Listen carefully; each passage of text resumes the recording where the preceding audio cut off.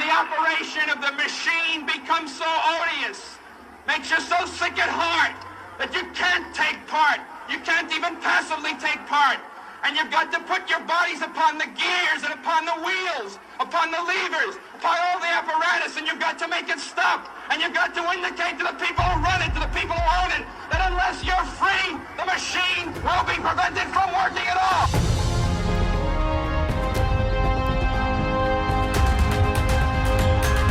Hello and welcome to the only independent news and opinion program where we chronicle two distinct possibilities, either the demise and possible extinction of the Homo sapien or the greatest leap forward in all of human history. One thing is certain, there is no status quo. This is the Daily Australian Radio Show, episode Area 51, Friday, March 17th, 2025. Happy St. Patrick's Day. Nicola Charles, welcome back to the show. Top of the morning to you, Jason. How are you doing today? Happy St. Patrick's Day, Ireland. I know you're going through it. Oh, isn't that wonderful? I tell you what, if I'd started that, I'd be singing the Proclaimers. I'd be in the wrong country. I'd have everything upside down straight away. Thank you for taking care of our beautiful St. Patrick's Day introduction. And my name is, of course, Jason Olborn, one half of this show. Nicola, how was your weekend and how are you looking out to... we now headed towards our century. We just hit 50 shows Friday. And we're going to start all again today from Area 51. Well, that's just the name of the show. I don't think I've got any alien stories for you just yet. I had a great weekend. We had that really warm, well, in Melbourne, we had a really warm sunny day on Saturday. So that was the car washing on the driveway day. And yesterday we had beautiful, soft, natural rain all day, which we really needed in Victoria. It was so dry. I was starting to get worried. The fields were going yellow. So it was beautiful. Rain's my favourite weather. No one else in the family likes it, but I do, so I was happy with the rain. Well, you certainly can take it. Well, up here in New South Wales, goodness me, it was stinking hot all weekend. It's almost like the Indian summer, sort of mid-March, and high 30-degree temperatures, and it just felt like it was high summer. Yeah. So the air conditioning was on, jumping into the pool where you could, and kids going to the beach, etc. Fancy! Look at you with the pool. all good fun, but I tell you what, it's hard to believe that we're only a few weeks away from the end of daylight saving, and it's still very, very warm. Well, I had a lovely weekend. I actually forced myself to rest. I think I said at the end of last week, this Saturday we just had was my last Saturday off for a very long time. So I made the most of it. But then I woke up this morning absolutely horrified because even though I sit here and have done now for, 5 years, day after day, hour after hour, week after week, spending every spare second I have defending democracy and freedom in Australia, I woke up this morning to some very disturbing news out of the UK, but not just out of the UK, from my home, from my birthplace. So I'm going to read this headline out from GB News, Jason, and this is just shocking. Listen to this for a little story. GB News, Shakespeare's birthplace to be decolonised over concerns that the playwright promotes white supremacy. The birthplace of William Shakespeare is undergoing decolonisation after concerns were raised after the Bard was being deployed to promote white supremacy. Shakespeare's Birthplace Trust owns a number of buildings across Stratford-upon-Avon, my home, as well as a collection of personal documents of the famous playwright. Now the Trust is decolonising its collection of artefacts to create a more inclusive museum experience. The museum curators will carry out further analysis on the impact of colonisation on world history and the ways in which Shakespeare's work has played a part in this. Certain items in its archives might include language or depictions that are racist, sexist, homophobic, or otherwise harmful, the Trust said. The change comes as the playwright receives significant posthumous backlash against his works, many of which have had trigger warnings for racism, sexism and violence. Several years ago, findings of a research project between Shakespeare's Birthplace Trust and the University of Birmingham's Dr. Helen Hopkins indicated that the writer's works benefit the ideology of white European supremacy. This is shocking. This is like we're not allowed to have our own identity. The research argues that European culture was forced to become the world standard for high art via colonial inculation, and that Shakespeare was deployed as a symbol of British cultural superiority. The researchers declared that such a narrative was harmful and urged the Trust to stop referring to the playwright as the greatest writer and encouraged them to say that he was part of a group of equal and different international authors. My God, Shakespeare's been downgraded. The Trust received further funding from an organisation named the Esme Fairbairn Foundation. So I looked into the Esme Fairbairn Foundation, and they received as grants into their foundation, their trust, $680 million from one funder who I can't seem to see that funder. The Esme Fairbairn Foundation funds are generated by its investment portfolio, which amounts to a total of 1.286 billion in its portfolio. Now, what's interesting about that is they funded projects in England in Carmarthen, Enfield, Lincoln, Middlesbrough, Oldham, and Torbay. You know, very strange locations, right? And it says we are a world-class. One of the funders is the Bridge Project of London, that says we're a world-class bridge owner responsible for 5 Thames crossings and London's biggest independent charity. I don't understand why they own the bridges. The Lang Kelly Chase Foundation, which is anti-racism, anti-mental health, wants racial justice, responsible investment, social justice. Very strange things listed there. And all of these foundations are basically getting involved. Lloyd's Bank Foundation is one of them. And of course, on that site, you'd be hard pushed to find a British face, if you understand what I'm saying. And these various other foundations, including the Tudor Trust. The Tudor Trust is now working towards a renewed purpose of funding the grassroots organisations seeking racial, social and economic justice in the UK. I find all this very strange, Jason. And today on Yahoo, I checked in after I was reading this, horrified, to a story suggesting that Australians who are renting move to Thailand, right? Suggesting that Australians leave Australia. Interesting. Saying coffee in Thailand is $2. In Australia, it's 5 plus. Rent in Thailand is $300 a month, whereas in Australia, it's $2,000. A meal out in Thailand is $3. In Australia, it's 20.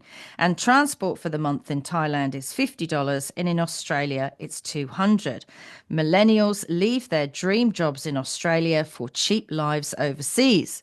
They're literally chucking us out, Jason. I can't believe it. And here's Keir Starmer in the UK trying to reverse Brexit by stealth to reattach the UK to Europe. And I was also sent a picture, Jason, from that meeting we were talking about where Australians were locked out by the Labour Party last week. And on top of that building is an Australian flag at half mast and the red Chinese Communist flag at full mast, Jason. What the hell is going on? I'll tell you what, we certainly struck a nerve with that interview we did with Trevor Loudon last week. Goodness me, we had a very good response to it, a bunch of comments. We got attacked from the Labor posse that discovered the interview and decided to come in, and it was kind of humorous, really, to read some of the comments. For example, it said, if Albo is a communist, you're a fascist. So I was back in primary school with that comment. The next one was, oh, communism, good, tax the billionaires. That was interesting. So that contradicted the first person. And the next one said, if Albo's about as a communist as much as Churchill. So in other words, this is what I love about the left-wing political world that we live in at the moment. They reserve the right to take multiple positions on every issue.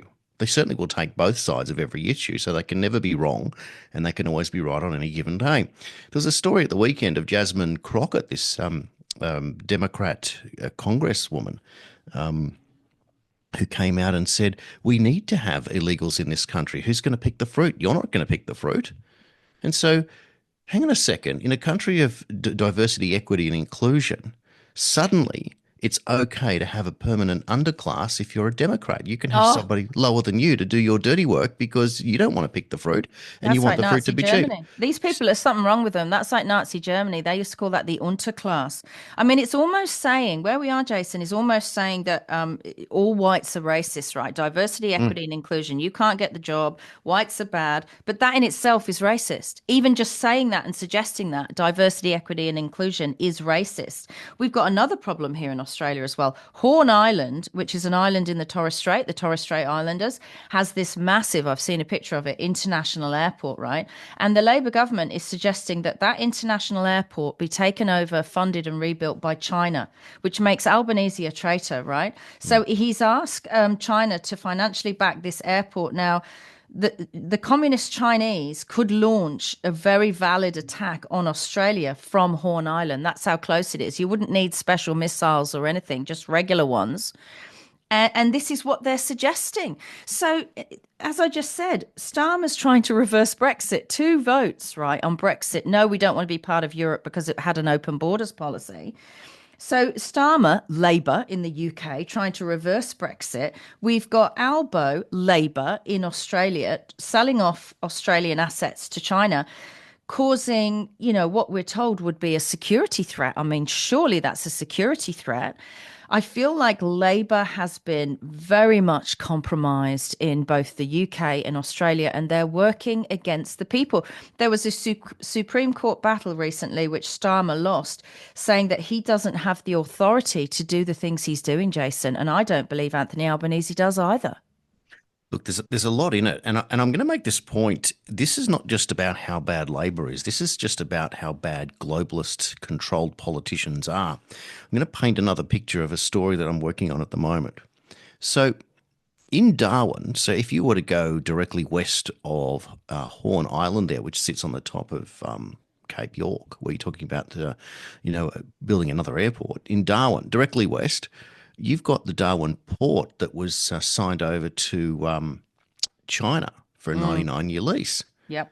Now, how's that possible that that was signed by Liberal Trade Minister Andrew Robb, who the day before he retired from politics signed Australia up to the Trans-Pacific Partnership, the TPP, this after Trump had already pulled out of it in the United States after getting to office. And what's interesting about the TPP was it wasn't necessarily a Labor or a Liberal or a left or a right or a Democrat Republican idea, because in that election leading up to 2017, when Trump was first elected, the two politicians that opposed the TPP were Donald Trump and Bernie Sanders.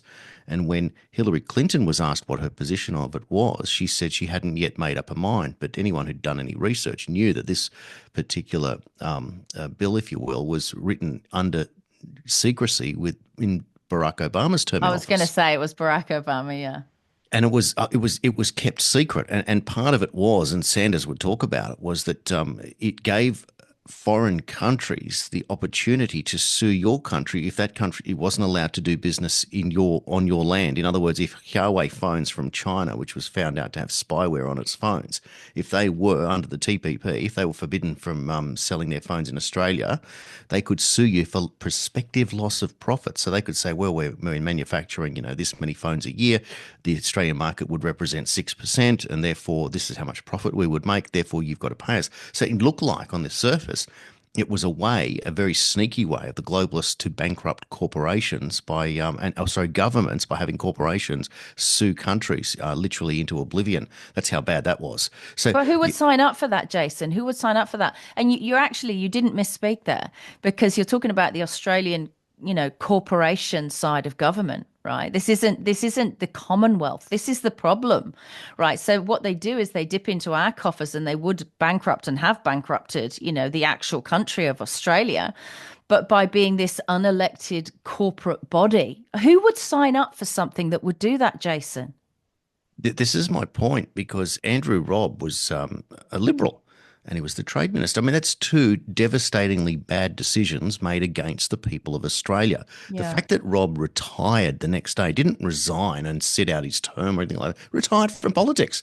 Because he Who reached his KPI, Jason. He'd Hundred done the percent, deed. Yeah. 100%. So this is not just how bad is Albanese and how bad is Labor. This is how bad are the globalists, Labor and Liberal. And I tell you what, they are delivering us a dystopia. So anyone who is against Labor and Liberal, and they're obviously they're lackeys, and I call Labor's lackey as the Green, and unfortunately the Nationals are part of this Liberal alliance, the coalition, and I think that's got a use by date now because you can't be a servant to two masters. If you're the National Party, you can't serve the globalists. You have to walk away from that party. So I want to put a little bit of I suppose we could put a call out to those parties that are competing, the third parties coming up to the federal election. If you have a solution to any problem, we'd like to hear from you. And whether or not we do it in an interview, Nicola, or perhaps we could do it another way. Yeah, I suggest that anyone who wants to provide a solution, an idea, or just connect with the public via this show, that's what we want. So if you don't want, you can come on and speak to us if you would like. We'd love to have you on. But if you're short on time or you just prefer to put your solution out there, just send us like a 3-minute clip of what you're suggesting might help everyday Australians in this country, and we'll air it. We'll air them all together, or we'll air them separately, and then discuss what's been said. Help us help you to promote your ideas and give the public options. Because right now, Jason, it feels like we don't have options. And quite frankly, I know it's harsh language, but I'm starting to think that these major parties are operating as sleeper cells for international interests. Foreign interference in Australian democracy is still a crime, and I would like to see decisions made on behalf of the people of this country, made by the people of this country. How does that sound? Yeah, it's a great idea. Now, where do you think people should send it to our email address? Yeah, so there's an easy way. You can send your little clip that you can do on Zoom. We're very Zoom friendly here, or any other way is fine. Send a sound clip to thedailyaustralian@gmail.com. Couldn't be simpler. And if you know us personally, I know lots of you know myself and Jason. You can also send that clip, via text message. Or if anything breaks and you want to make an urgent comment about it, do that. Send us a clip to thedailyaustralian@gmail.com. Yeah, great idea. And that's part of just being a little bit more interactive. And as people will appreciate, we are reaching out sort of far and wide in terms of our local politicians and various different guests that we get on to interview for the show. And examples were Charles Ortel and Trevor Loudon over the last couple of weeks that in these extended Daily Australian video interviews. And thanks for sharing. And also thanks for subscribing to the various different Substack pages. And part of what we did when we set up, Nicola, was that we kept all our own pages open, all our personal pages, so that we could just sort of build consistent coverage for people. So you can follow us on at Twitter, Jason Q Citizen 1, or All Bite No Bark 88, All Bark No Bite 88. I got that one wrong again, and All Bite No Bark 88. There you go, people. I got it right, third time. Um, and so there's the dailyaustralian.substack.com, there's jasonqcitizen.substack.com, and there's nicolacharles.substack.com. So there's 3 different pages there, which is great too, that if one of us ever gets taken out, they're going to have to go hard in various other areas. I know that we've got we've got Facebook page there under the Daily We've got a Australian. website coming. We've got a website coming. We're taking our time with that because we want to get it right. I think the idea was to spread the net, to use my social media platforms, which Elon had kindly allowed me to build back. I'm still a little bit confused, Jason, because I put up a picture the other day, which I know is old, and you've shared it prior, and it was the picture of what Melinda Gates used to look like and what Melinda Gates looks like now, which is clearly not the same person. And you know what? I put it up as a test because I know that people are interested in things like that and the Epstein files and stuff like that more than the political side sometimes. So I thought I'm just going to test my reach on X. So I put that up over the weekend, and it's had like literally tens of millions of views. And I'm thinking, something's going on, because when I put the radio show up, it doesn't get as many views. I feel like what we're allowed to listen to politically is being very much engineered and controlled. And obviously this is what AI and all of these digital systems are for. But we constantly fight it. And that's why I would ask anyone listening to please share if they like what was in the show. Yeah, terrific. And that's the thing too, isn't it? That the radio show provides the opportunity for people to be able to listen along when they haven't got the attention of being able to sit down and watch something. So it was, go for a walk, listen in the car, do while you're cooking, etc. And you can sort of take it anywhere. And we wanted to make it the right amount of time that while you're doing a particular task or going to a particular destination, we feel like an hour is about the right duration there that you can be consumed in one take, but at the same time divided into sections. So if you can only listen to the news headlines and the opening part of it, great. We get 15 or 20 minutes. Or if you're able to sit around for the chat, then and get into the detail of what's going on in the great debate and realise that this part of this process is that whilst we seem to be on the same side of the fence politically, we certainly disagree, and we like to be able to debate these issues out so that people can realise what's going on. I know a lot of people responding and really appreciating the fact that we're doing that. Well, the great thing about why our website is taking a while is we're also going to be chaptering. So when we hit a subject on the Australian Constitution or the Labour Party or breaking news, what's happening with Doge, that kind of thing, people will be able to watch the show in its entirety or listen and watch, and also just click to those chapters if that's something they're interested in. So that is coming. We're taking our time. We've got a funder for our website, and we're very grateful for that. Thank you, guys. And yeah, as soon as that's done in the best way possible so that it's got ease of use, we'll be sharing that with you guys, which should be within the next couple of months. It's exciting. There you go. So we might be able to consolidate and just go to one single URL to hear or see what's going on. But of course, we're still going to be operating on social media. We couldn't operate, could we? No. Without being able to upload to the various different pages, X, Substack, and of course Rumble. And I've managed to stick the shows on my YouTube page too, Nicola, to see how long it's going to be before that AI discovers me again. But they've left me alone for the last week. I tried to go back to YouTube, not as Nicola Charles, and it wasn't happening. They were like, "We know, we know it's you." So my IP address of my phone and my laptops are listed, and they won't let me on there, which I think is so bizarre. It's all related back to this podcast I did in 2021, I think, called The Great Poisoning. So obviously it worries me when something very specific has been the reason for a cancelling or a deplatforming, because for them not to want that opinion, it was just an opinion out there, is a little bit concerning based on everything we've seen ever since, Jason. Goodness me, there's so much, isn't there? Like just to think about um, what's next, what's coming, how we're going to deal with the news of the day, the censorship, the Well, the listener has a responsibility as well, Jason. They have a responsibility to find us. It's like us. If it weren't for our citizen journalists sending in information, I wouldn't have known about the horror that's happening in my hometown of Stratford-upon-Avon if I hadn't been sent it, because I'm not there anymore. And we have to search for news in the right places as well. So I guess we've just become one of those programs where people have to search for us. Well, yeah, fair point. There you go. So, look, we certainly plenty of opportunities, and really appreciate it when you share, you comment, you like it. It is about not manipulating the algorithm, but making the algorithm work for you. So, if it's one thing, if you've watched a show and you've got through a few minutes at least, and you think that it's worthy or valuable to someone else, yeah, that simple repost or a share makes so much of a difference, because then the algorithm picks up and says, okay, people are interested, which they are. There's valuable information there, which there is. And then more people need to see or hear it. And I know that the controversy works well, certainly in that story with Trevor Loudon, and it's opened up a Pandora's box, because you've got some people thinking that it's just a simple case of the Chinese century or or just a little, maybe an error. Everyone always errs on the side of caution. But when you look at that story and realise that you've got a CCP flag, standing up there and a Chinese flag at half mast, when you look at Australian the fact that flag at half mast, the Australian Chinese flag at full mast, yeah. yeah, crazy. When Trevor picked up that Karina Garland was part of the Search Foundation that no one else picked up on, and the Search Foundation is an extension of the Australian Communist Party, well, then you've got to start to ask some serious questions, given that it's the Chinese Communist Party and it's a Chinese event, and it's a very heavily populated Chinese area in Penny Wong. And But that's fine. Australians have been fine with that. But you can't shut people out of the area.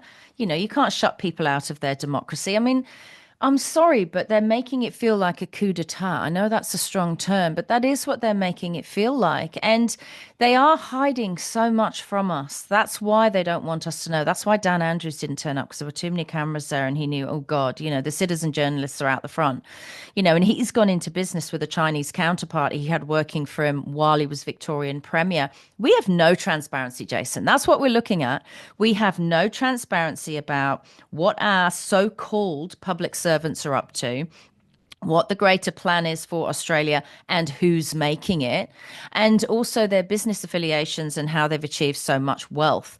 And until we get transparency on all of that, I mean, we already knew for years and years that there's this list of Australian politicians and a former PM who are paedophiles.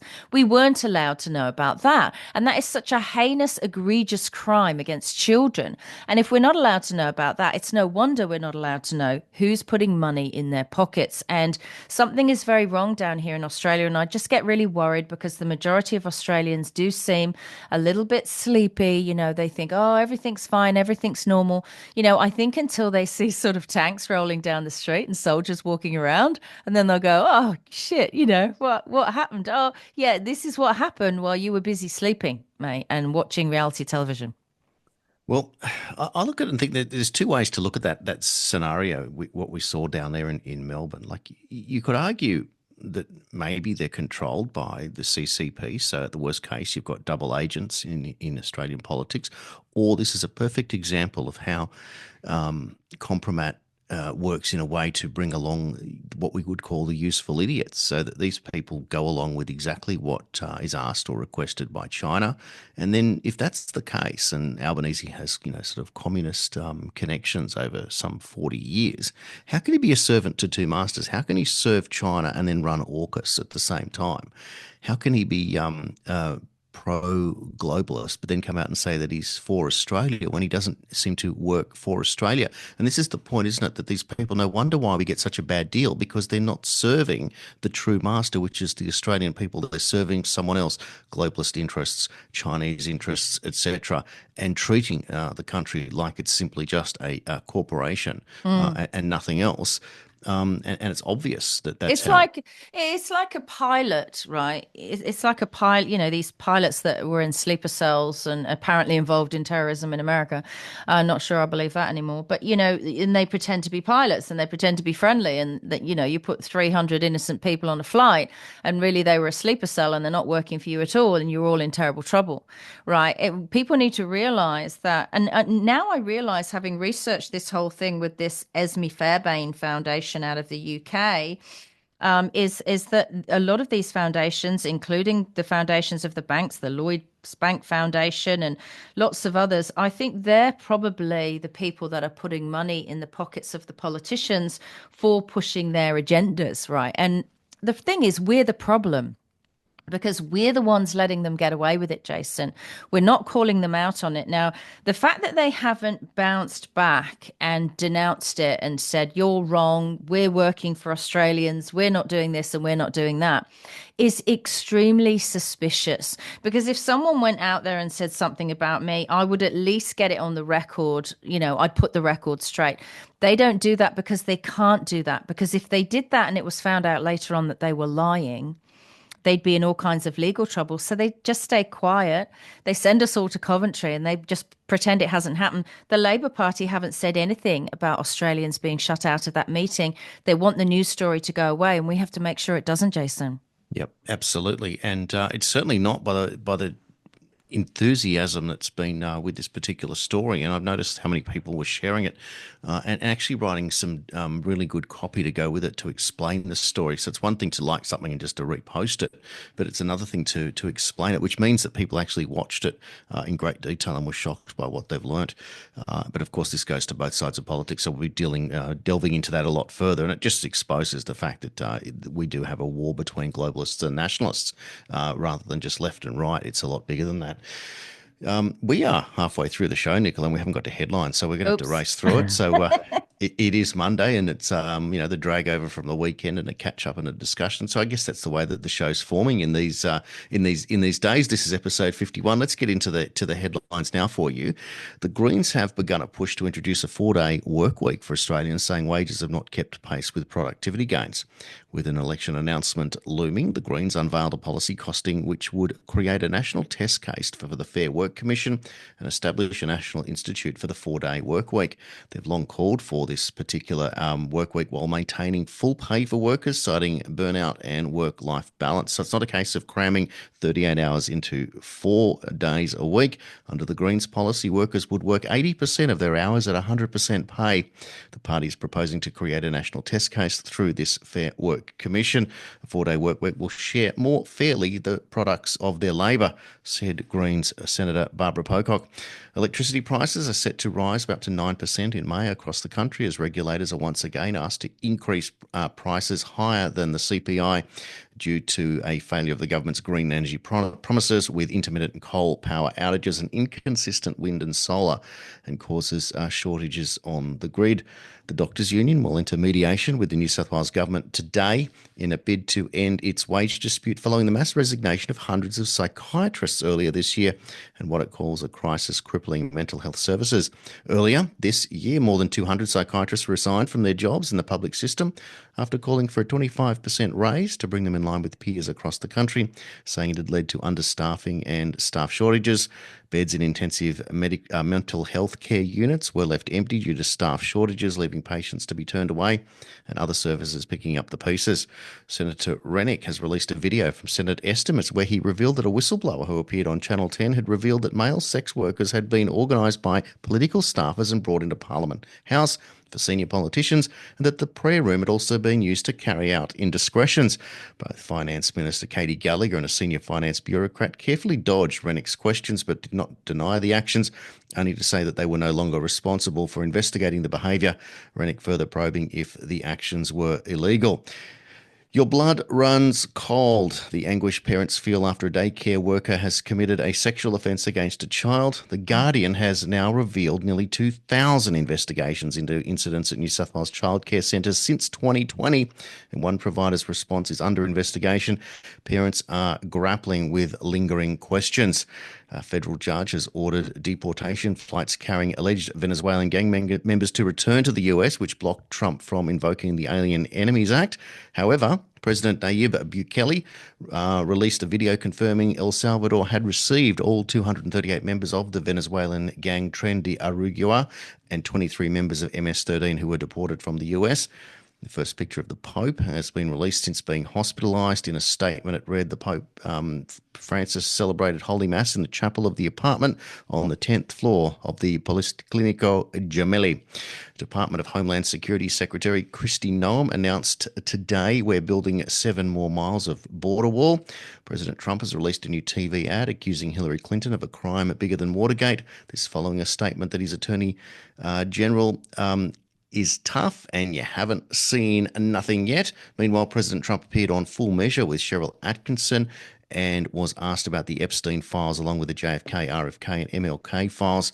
It's going to be released, he said. It's moving forward and it's moving along pretty rapidly. SpaceX Crew 10 mission successfully docked at the International Space Station on Sunday, setting the stage to finally retrieve the 2 NASA astronauts who have been stuck in orbit for months. The SpaceX capsule docked at the ISS at 12:05 a.m. on Sunday after lifting off on Friday from Florida. And the video feed showed the actual docking, which was quite impressive. And they are expected to begin their return flight in the next few days, according to Elon Musk. The Crew 10 initially planned to launch Wednesday, but the mission was postponed due to a problem and with ground support, a clamp arm on the rocket. And there are 6 million factories in China manufacturing consumer products, but a new 81,000 square metre facility in Changping, is doing things differently. Welcome to the brave new world of 24/7 robot-run manufacturing. So, consumer electronics company Xiaomi unveiled its next-generation smart factory late last year, showcasing a fully automated, AI-driven facility that has raised the bar for efficiency, precision, and sustainability. Dubbed a dark factory, the facility runs every second of the day without human intervention, integrating AI and big data to streamline production. There's no need for lights. The factory produces one new smartphone every second. Last year, would you believe it, the World Economics Forum, Future of Jobs, predicted that 23% of jobs will go to a tectonic AI shift in the next 5 years. And its report basically said disruption. Who's listening to the WEF, but even they are calling this out. The data claims 42% of business tasks will be automated by 2027, estimating that 44% of the current workforce's skills will be disrupted in the next 5 years, with as many as 60% requiring more training within 5 years. And late last year, the UN hit the pause button on letting the unchecked powers of AI rule the roost, urging global cooperation instead of simply letting market forces steer the way forward. In its report, called the Summit of the Future, experts sounded the alarm about the current lack of international oversight on AI, a technology that's stirring up concerns around misuse, biases, and humanity's growing dependence on it. According to the UN, around 40 experts spanning technology, law, data protection were gathered by UN Secretary General Antonio Guterres to tackle the existential issue head on. They say that AI's global border crossing nature makes governance a mess, and we're missing the tools needed to address the chaos. Panel's report drops a sobering reminder, warning that if we wait until AI presents an undeniable threat, it could already be too late to mount a proper defence. If the WEF and UN are worried about it, beware their solution, right, Nicola? What a disastrous lot of news that was. Okay, let me touch, as we did have a big chat at the beginning, a little bit on each. Firstly, the Greens 4-day work week, that would be a honey trap. It's like this thing you say, Jason, where they say, and even One Nation's Pauline Hanson came out, and we're going to save you $5. Well, the 4-day work week is another one of those, right? It's offering a little tidbit to the peasants, right? You're the slaves. Oh, we'll get you on a 4-day work week. And also what that does is that edges people out of this mindset of sort of going to work full time and, a good day's work for a good day's pay. I believe makes everyone lazier, and it also helps break financially small businesses, right? Because if you're in a business, I'm working a regular job in a business where you rely on sort of walk-in trade and walk by trade, and you know um people being able to be at work to receive those customers. That's going to be very tricky, because what they do, these parties, is when they bring in something that is a honey trap like that, it comes with lots of other stuff. And obviously with the Greens, it would come with a lot of climate crap. So I would err on the side of caution when something that sounds good and looks good on the surface is being dangled. You've got to ask what else is coming along with it. But I just want to give a warning to the Labour Party, the government, the current administration in Australia, about these unfettered energy price rises after Labour telling us pre-election that it would lower energy prices. Now they're playing word salad in all of their press conferences to try and make it look like rising prices is actually lowering prices. Okay. But I would like to issue a warning to Labour that if you persist in financially price gouging Australians, because that's what this is. It's unfettered price gouging with regards to energy based on, horrific policy decisions you've made, like shutting down coal mines. Then what I will do is I will do a very concerted public push, very much like the very concerted public push I did against the Voice to Parliament referendum. And I will instruct Australians how to access their Cestacave trust, so that the trust that you guys set up in their name pays their energy bills via a bill of exchange and not via out-of-pocket expenses. So I'm sending out a very distinct warning to you politicians. If you continue to price gouge Australians, I will assist them in paying those bills via bill of exchange. And believe me, that's something you don't want. I know that's something you don't want. So be very careful what you're putting on Australian heads. The Pope, I don't care what's happening with the Pope. I'll tell you why. Because the Pope was very anti-Trump and anti-building a wall. He's a globalist. He's anti-nationalism.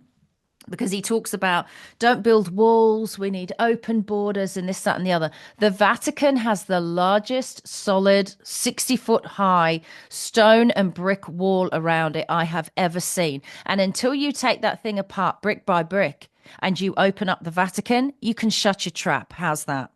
Well said. It's kind of it's enormously frustrating, isn't it, when you go through the news headlines of the day and you're just going over story after story, and the patterns that just keep returning. I find it the Parliament House story that Rennick brought up about these politicians Disgusting. Yeah. and I wrote on my post at the weekend about this. I said it used to be that a sex scandal brought down the government. The government is that sleazy today. It's the sex scandal that's going to bring down the sex industry. I mean, the sex industry is going to have to say, hang on a second, you're dealing with politicians? Get away from us. I was actually told about this when I dipped my toe into running for the Senate. I was told in great detail about this. This does happen. You know, this place is run like something from, something from the French Revolution, right? Let them eat cake. They just live this debauched, depraved lifestyle while busy dictating to us about what's right and wrong. We cannot be led by these people anymore, Jason. That's what we're looking at.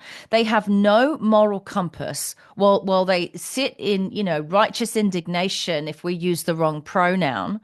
These people are now despicable. They're laughable. I can only assume that the reason this is so bad and the reason that someone like Katie Gallagher, who brought in the digital identity bill and then didn't allow democratic debate on it, had to put her glasses on and read from it because she'd been handed the details because she didn't really know what she was doing. She was doing the bidding of someone else, foreign interference in Australian democracy. And now she's not going to talk about sex workers being used in a place where they're supposed to be working on our behalf. What exactly is going on over there? Because I know a lot of senators nick off on a Thursday lunchtime for long weekends every week. They don't stay for Senate estimates. And as I said, the only people who should have digital identities and digital tracking and be checking in and out like a factory worker are our public servants, Jason, in my humble opinion. Because, it must be awful for someone like Rennick who's going in to try and do the right thing, knowing full well that in another part of the building these people are behaving like it's sort of Mardi Gras on acid. It's absolutely disgusting. It's horrific. Now, this story's not a new one. This has been around for a few years, but it just shows you how reluctant Caesar is to investigate Caesar, to quote Tony Nikolic. It's just ridiculous, isn't it, that we're in a situation here, and the avoidance by Katie Gallagher and the finance bureaucrat. Oh, we're not in charge now of investigating this information. So, well, who is in charge? Who is? Well, yeah, we don't get an answer for that, of course. We just get more roadblocks. And I find it so frustrating when you sit there and watch these videos and how these bumbling bureaucrats and politicians deliberately time out the clock, and they stumble and they repeat themselves, and then they look for reasons to when the politician who's asking the question say, come on, move along, let's get to the answer, and then they pause and admonish the politician who wants the answer for rushing them along so they can time it out. I mean, it's just a great big caper, and you're sitting there and you're scratching your head eternally frustrated, and the arrogance of some of these politicians. Well, it's a how dare you question me attitude. How dare you question me? You have no right. The only thing I can say about it is that it clearly does take its toll. You look at some of these politicians and you watch them when they get elected, and you watch them just a couple of years later and see how badly or poorly they've aged. They just look, their hair goes almost white very quickly. The faces, they either put on a lot of weight or they lose a lot of weight, and you just think it's just a horrific job. Why would you do it? But it would start if people were honest. That would probably be a really good place. So we are still going down the pathway of clearly needing political revolution, but won't it be interesting to hear from the various different minor parties in the lead up to the election with just simple solutions to things. But they've got solutions, Jason, about how to run Australia, and I don't believe these bureaucrats, the current crop, are running Australia. So what happens is they've got these wonderful, beautiful ideologies, and we've heard from some of them, and they're fantastic. But then when they get in there, this is why Rennick is bringing this stuff up, because he's seeing what's really going on, and it's certainly not anything to do with representing the Australian people. No, it doesn't represent the Australian people, and that there is the point. But it is a process, and unfortunately, the establishment knows that the system is well weighted towards itself to perpetuate its own power, and that's why we have to outthink it and outplay it. Well, it's parliamentary privilege. You can't question them because they have parliamentary privilege. But I can tell you this now. If you were in any regular job, even if you were in a fancy job like a lawyer and a barrister, and you were having sex parties on the premises or in the back of the courts, you'd lose your job. Anyone with a normal job doing that stuff, out of hours or in hours, would lose their jobs. Right, but not them because they've got parliamentary privilege. Parliamentary privilege needs to be removed. They need to be held to the same standards as everyone else, and I don't see why they're not.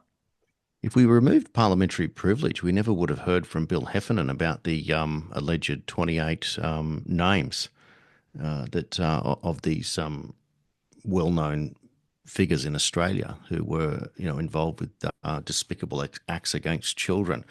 Now, that's a story that a lot of people like to bring up on the fringes, and I do say the fringes because it pops up on anything that I share in relation to this new Australia First Alliance. People will say, "Well, have you asked them about the 28 names?" The problem with that whole 28 names story is that it will be alleged when it ever comes back into the main that particular thing wasn't fully vetted, the 28 names, so to speak, and it was brought up by Bill Heffernan, who they will argue at the time was suffering a cognitive decline, so he may not have been fully aware of his faculties. They're going to use that as a defence as well. So what I'm trying to say is that while people think that that's the golden chestnut that's going to bring down the government, it's not even close. No. It just means that you have a suspicion like any good investigator, but you must keep investigating. So when people say in a courtroom, lack of evidence, it may well be that that's something that's alleged, but it can't be further proven, and that's why it is thrown out. So, there's a lot more to it, but where there's smoke, there's fire. So this particular behaviour certainly supports that there would be a culture somewhere back where it was presumed that it was at least not if it was okay, but it would be something you could have gotten away with inside Parliament House. But now that the world has changed, it's a very different scenario, and of course it moves forward into last week. We broke the stories of these daycare centres closing down, and in unrelated news, now the Guardian's reporting up to 2,000 incidents of investigations into staffers and what's happening with young, infants, tiny children. There was a particular story of this particular worker in a daycare centre was actually caught manipulating the genitalia of a young child by two other workers and was told to put his hands up as like a citizen's arrest, and he continued to touch this child, to which he was finally arrested and pled guilty, and so here we are. But this idea that the understanding, like to even argue that the worker didn't know that this was wrong, like you could even go down that pathway. Why would they know it's wrong when we hear that our representatives, our public servants, are pretty much doing the same? And we may not know who they are, and they play out the clock and they get away with it and they retire, and we're paying them to be retired enormous amounts of money every year, and they get away with it scot-free, and they buy multi-million-dollar homes, and they're laughing at us. They're literally laughing at us, Jason. It's so infuriating, and it's so sad to think that we live in a society that has clearly a two-speed legal system, one rule for me and one rule for thee. No wonder everyone's frustrated. But of course, there's only so much you can be annoyed before you work out, well, what are we going to change here and how are we going to change it? So it keeps repeating, doesn't it? It's just that the standards are so low, but when the government wants to say that it's the government and the authority, and therefore it gets the benefit of every doubt that it makes the rules for, you're being hoodwinked.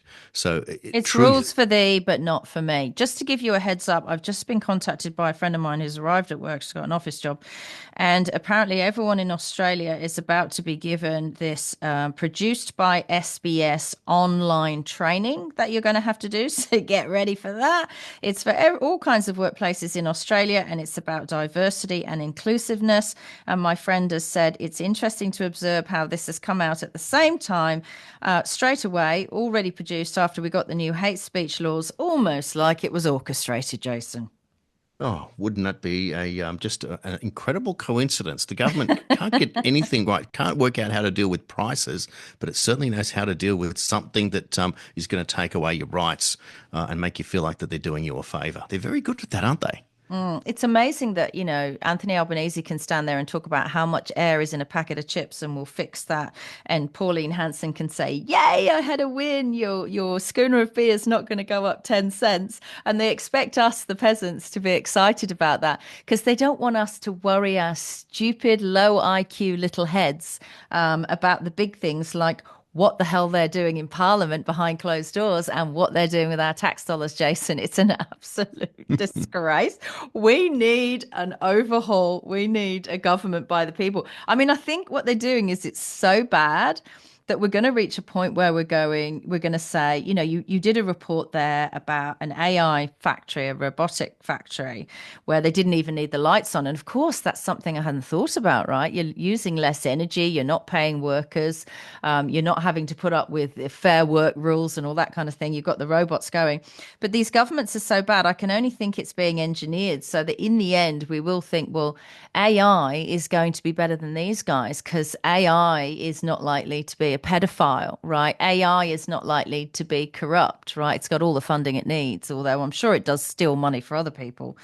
And so people will go running and screaming for a one world AI government. But then, how I guess all these people who are wrongdoers to get us to that point in history, even though they've committed all these crimes, they'll still get away with it scot-free because it will almost be like a wiping of the slate.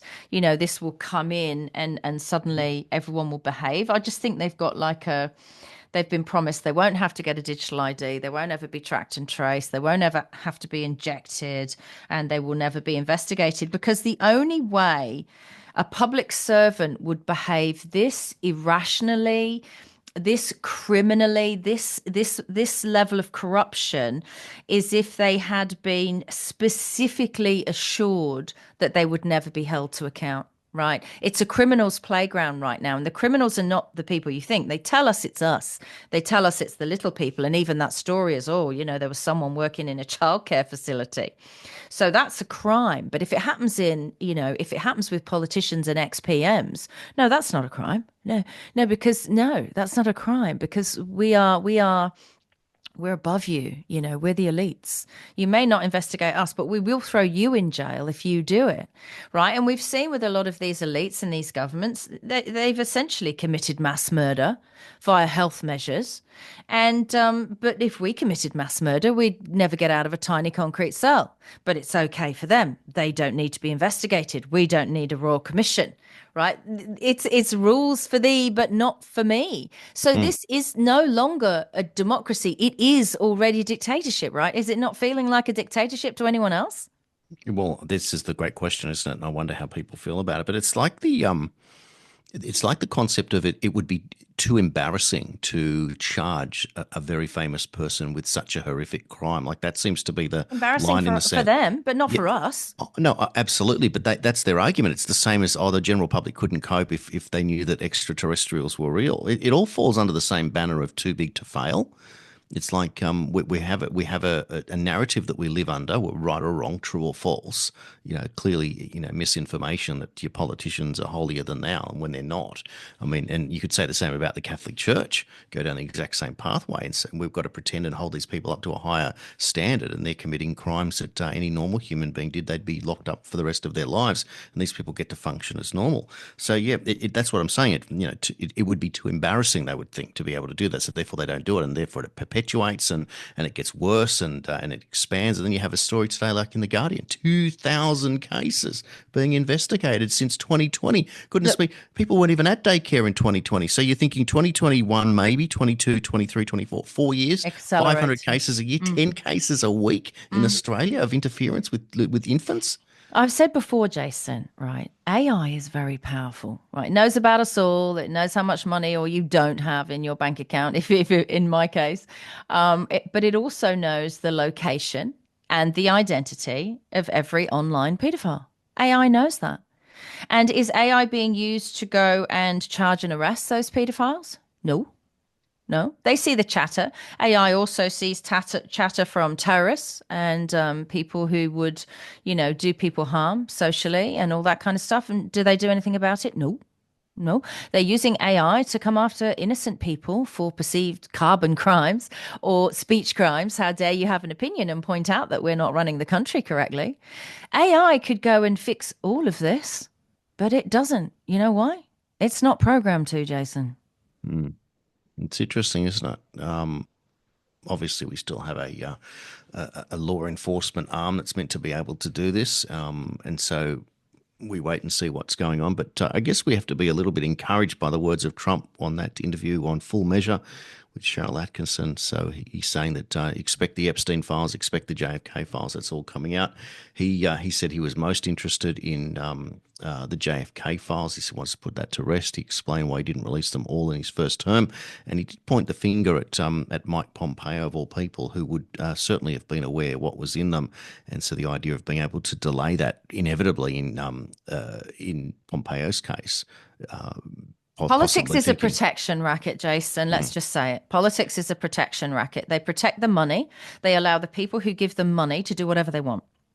They're allowing the people who give them money to destroy our world with rampant illegal and legal migration.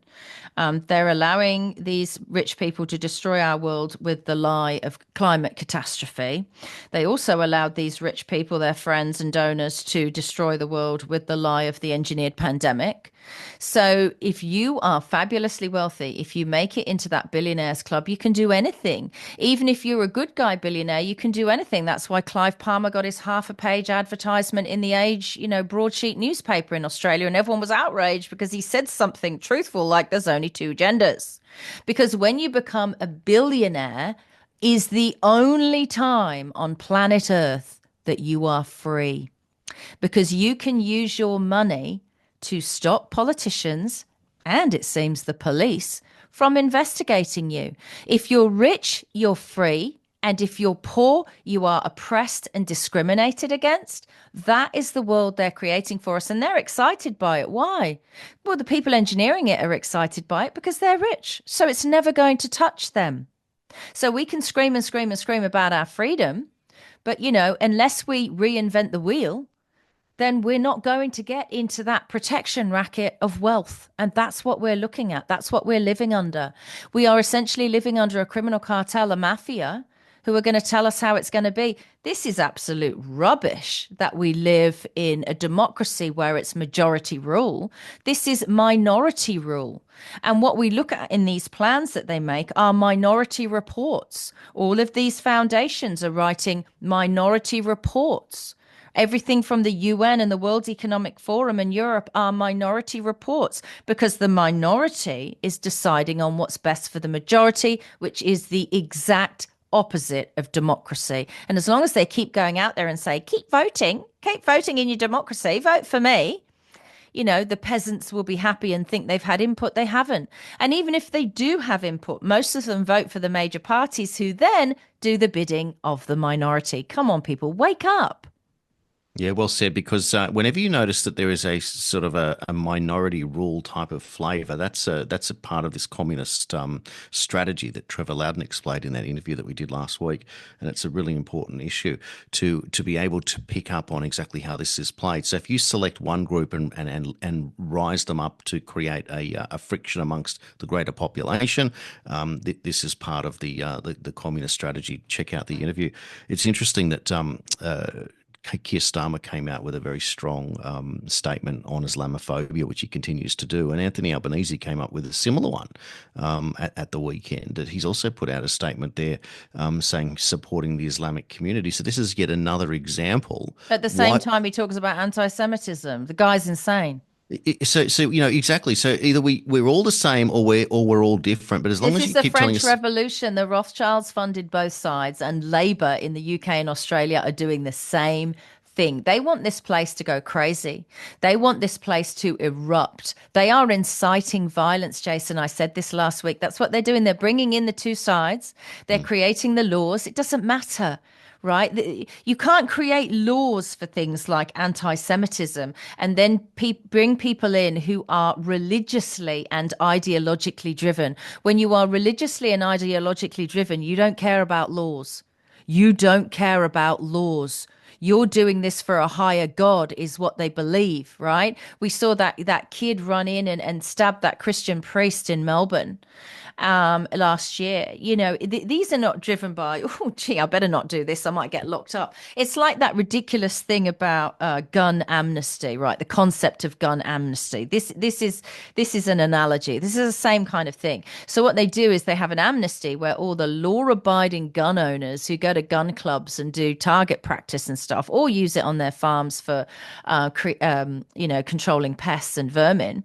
So all of the good people hand over their weapons in that scenario of an amnesty. Now, do you think when the government and the police announce a gun amnesty, all the criminals are going to turn up and go, yes, I've got 12 AK-47s and I've got a couple of rifles and some handguns. I'm just going to hand those in for you, love. All right, thanks for the amnesty. Now, what you do is you take all the guns off all the good law-abiding Australians and you leave them in the hands of the criminals. And that's essentially what they're doing here, and more they're importing those who would do us harm or do specific groups like the Jewish community harm, right? And it doesn't matter. You cannot draw up laws that will protect innocent people from religious ideology. The government knows this. They're wasting our time by doing this because they're trying to incite violence in society and hatred between peoples, because in other countries where they've done this, what it does is it leads to extended powers by government.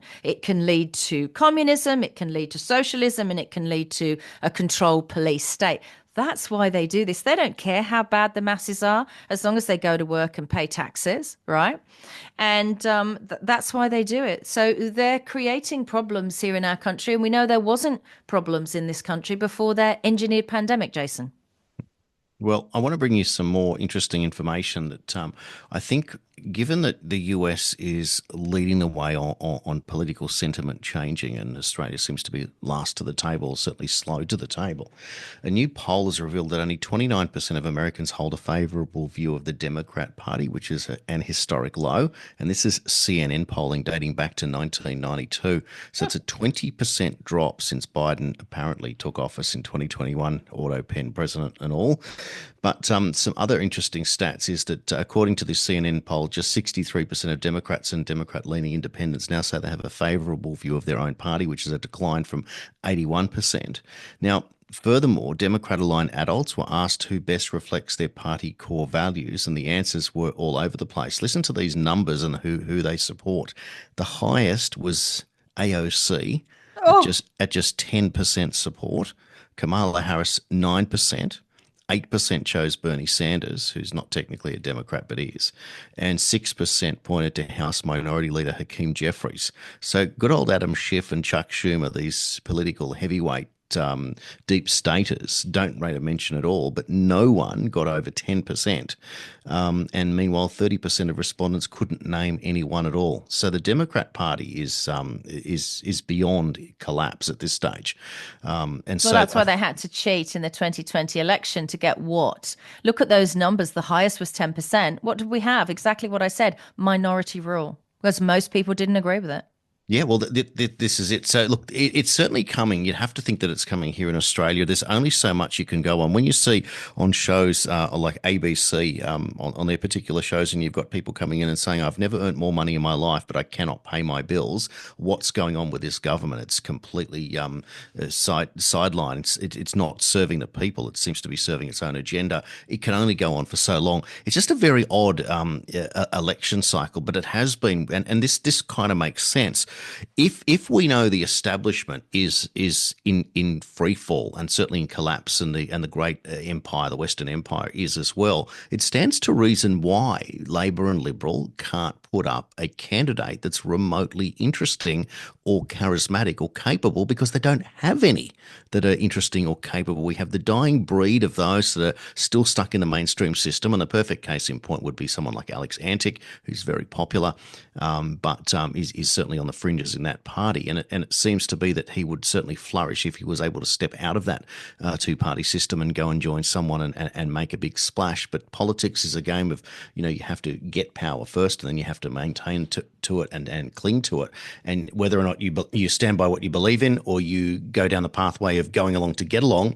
This determines how you play the game. So you've got to play on a knife's edge for the entire time you're in politics. Idealism, that I keep talking about, is something that's practiced on the fringes, and pragmatism, which is the ability to do what you need to do to get on with it, is the reality. So you have to make deals, you have to be able to have discussions, debates, etc. But the point is that you have to at least start from a position of integrity before you go on. But pretend integrity and hiding behind the rule book, like we see the establishments, can only last so long. So those figures, the collapse of the Democrats, for mine, provide a lot of encouragement that we're going to see similar things happen here. If we don't already, it's just our system is different to the US. Well, you better be careful who you vote for. And I mean, seriously careful, Australia. Because what happens, even if someone feels like, we need to look into their past before we vote for them, right? We need to heavily research them, look into their past and look into their wealth before we vote for them. Because after is too late. When people vote for them based on what they've told us about themselves, we could all tell you wonderful things about ourselves, right? But unless we research the negative stuff for ourselves, they're never going to offer that up. Because what happens after they've been voted in is the shadow workers arrive. And these people work in the shadows and in the darkness, and they're the lobbyists. And when the lobbyists rock up and they say to your, previously principled and scrupled, newly elected politician, this is wonderful. We think we can align with some of your policies. Now, I've got people over here at the Climate Alliance who are willing to, donate, 25 million to your campaign. And all we're asking for you is to get behind these wind farms that are out in the ocean in Australia. And we will support you on everything else you want to do and all of your policies. But we want to do this. You got to ask yourself how many people can say no to those kind of offers and will stand in their own morality and in the real role of a public servant for Australians. So maybe we should start a system of doing a lot of research on virtually everyone that runs. And there's posters up in all of your streets. The elections are coming, whether they be local, whether it's the lower house, the upper house.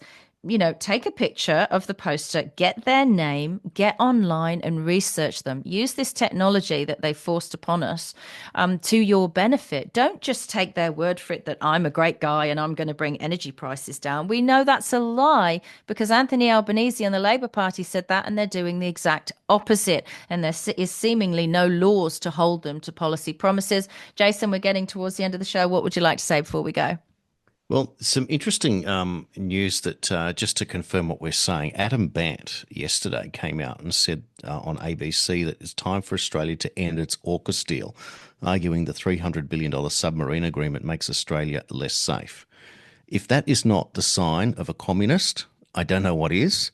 I never was so suspicious of how this communist approach permeates into modern society. But when Jasmine Crockett came out the other day, the one lady I mentioned earlier, the US Congresswoman, when she came out and said this is what we need to do is to have this underclass pick the fruit for us, the illegal immigrants, until we get a better system.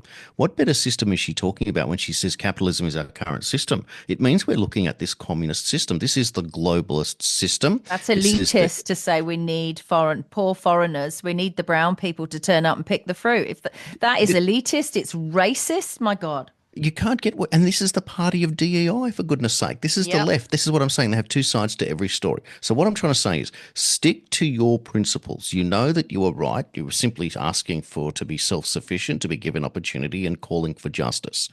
As Liz Crokin has said on X this morning, please everyone just calm down. Trump has said the Epstein files are coming. It will come. What are your options in politics? It comes down to it's always just a choice of two. It's the government and the opposition. It's a question of who becomes the new real opposition, and that's what we're working towards: is to replace the opposition of the government of the day with an opposition that knows what they're talking about. A third party movement. This will take time. 25 is the start. 28 is when we know where we're going, and 31 is when we can win government. That's the strategy that I'm talking about. I noticed that I did an interview last week with Jamie McIntyre. Jamie's come out and endorsed Gerard Rennick as the future Prime Minister of the country, as has activist Dave O'Neill. So I thought that was very, very interesting. That's a substantial amount of support for an idea that we've presented a little bit earlier as genuine possibility, Nicola. Mm. It's interesting, isn't it, the concept of government and the opposition, because we have entered a soft socialism here in Australia, and that's the next step to communism. And the reason they want to get us into communism is because once you get there, there's no way out. There's no reverse gear on communism, unfortunately, by nature, and that's why they want to get us there.